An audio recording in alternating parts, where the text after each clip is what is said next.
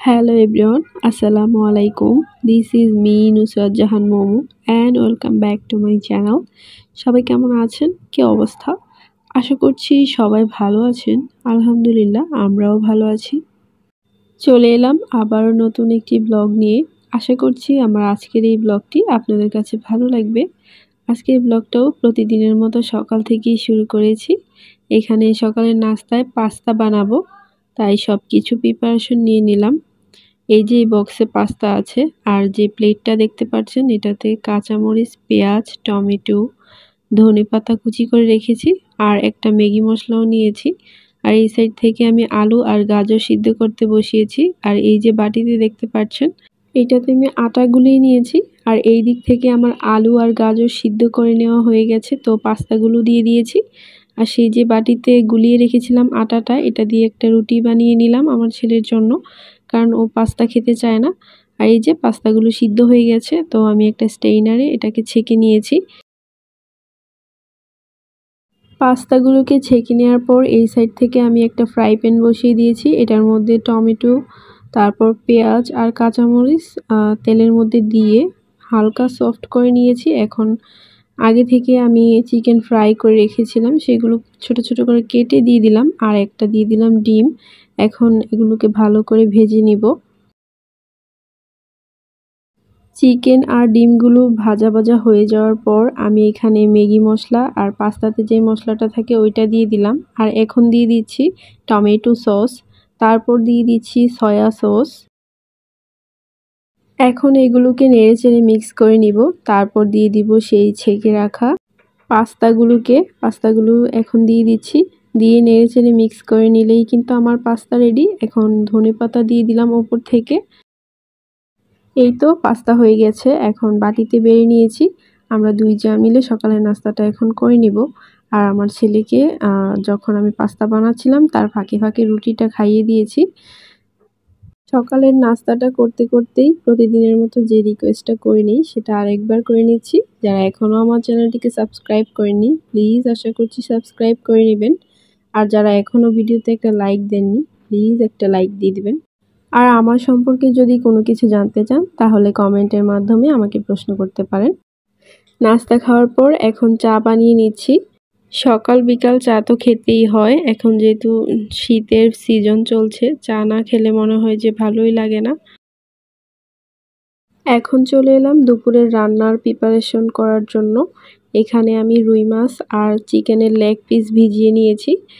আজ চিকেনের leg piece দিয়ে একটা রেসিপি বানাবো, সেটা সন্ধ্যার সময়, তো আগে থেকেই প্রিপারেশন নিয়ে রাখবো।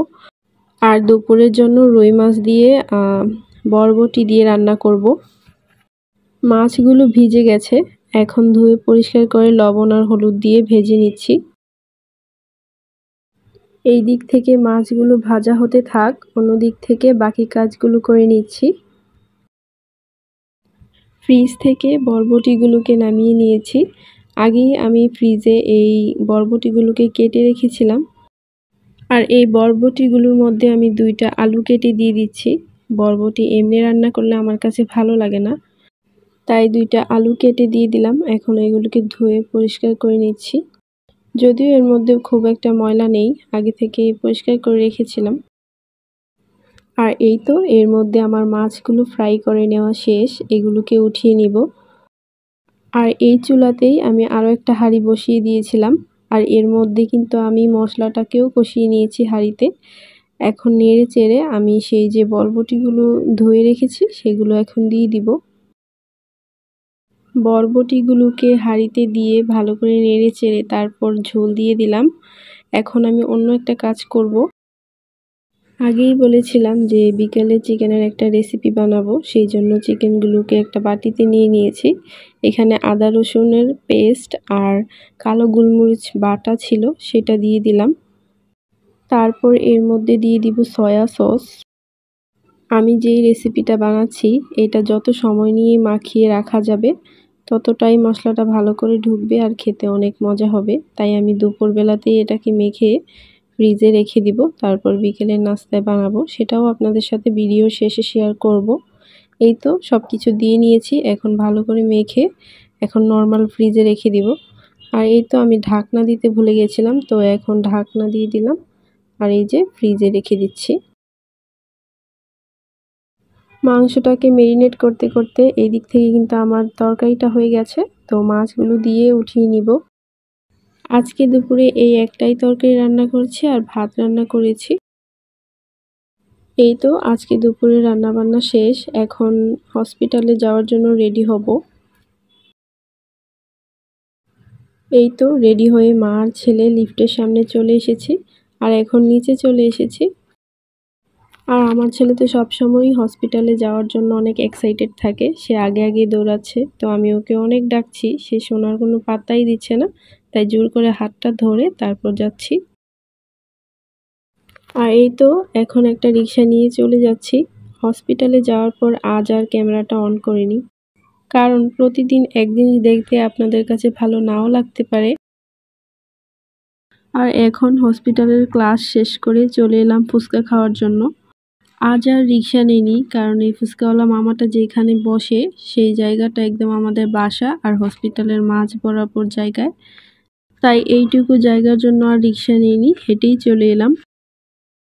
আর এসেই মামাকে বললাম ঝাল ঝাল করে যেন ফুচকা বানিয়ে দেয়, তো আমি এখানে 1 প্লেট ফুচকা শেষ করে ফেলেছি, তো আরও 1 প্লেট নিয়েছি, কারণ 1 প্লেট খেয়ে আমার মন ভরছিল না। তারপর আমার জায়ের জন্য 1 প্লেট পার্সেল নিয়েছি। হসপিটাল থেকে এসে অনেকটা সময় চলে গেছে, এখন আবারও বিকেল থেকে ব্লগটা শুরু করেছি। এখানে আমি শরবত বানিয়ে নিচ্ছি।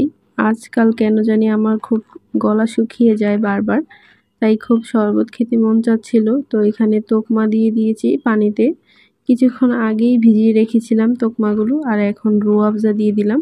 এই রুয়াবজার শরবতটা খেতে আমার কাছে খুবই ভালো লাগে। অনেকেই নাকি রুয়াবজার স্মেলটা নিতে পারে না, কিন্তু আমার কাছে এটার স্মেলটার জন্যই ভালো লাগে।